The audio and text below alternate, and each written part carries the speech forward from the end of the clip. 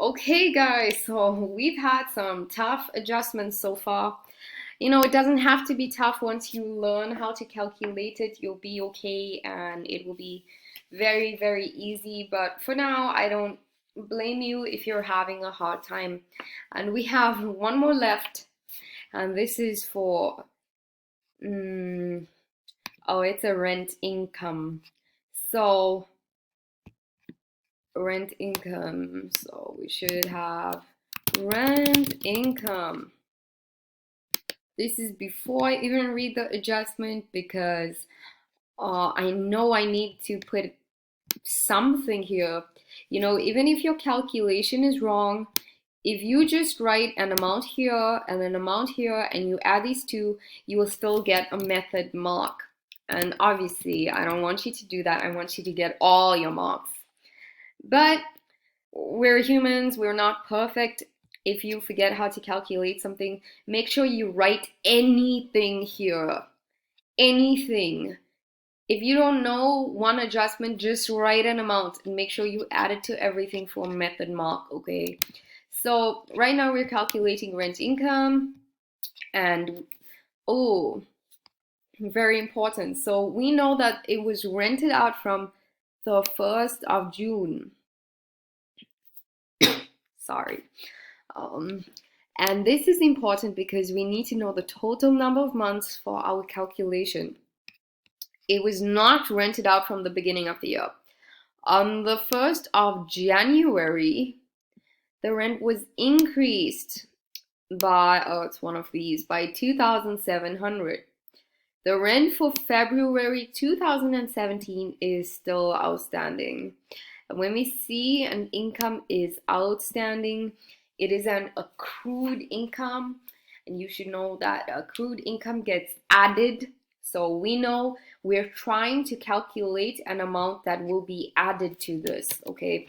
And the question is, what is that amount? So we need to find out what was the rent for February. And we know that rent got increased right here in Jan. We don't know what the rent was before the increase, but we know how many months we're working with.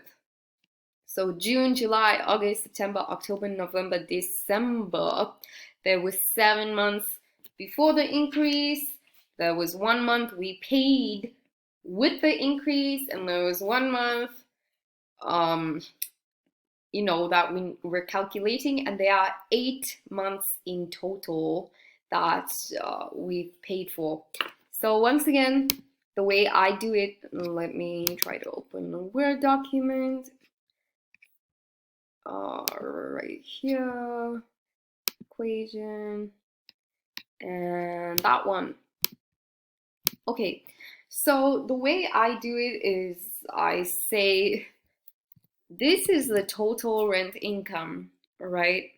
And we want to subtract, because we're trying to calculate what was the income first before the increase. Or the way I do it, I want to know what was the income before the increase. So now we have to subtract the number of months that we paid the increase, but we only paid 1 month. We only paid for January after the increase. And then I want to know how many months did we pay for. This is important. The number we use at the bottom is how many months that was actually paid for. And then you should get an amount of 7,400. And 7,400 was the initial rent, or before the increase. So we need to add the increase to this. And we know the increase was 2,700.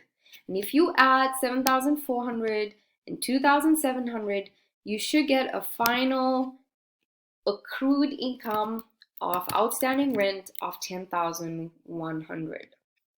Okay, I've shown you the formula before that, this formula before that I've used. If you don't use it and you do it the long way, that is totally okay. You will get full marks if you have the answer.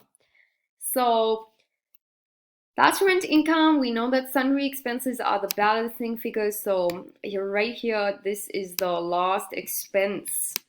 And oh, let's quickly look at what else we're looking at. We have a loan, which means we're probably going to calculate interest expense. We have profit on sales, operating profit on sales, income tax, and I think that's it for the income statement. Okay, cool.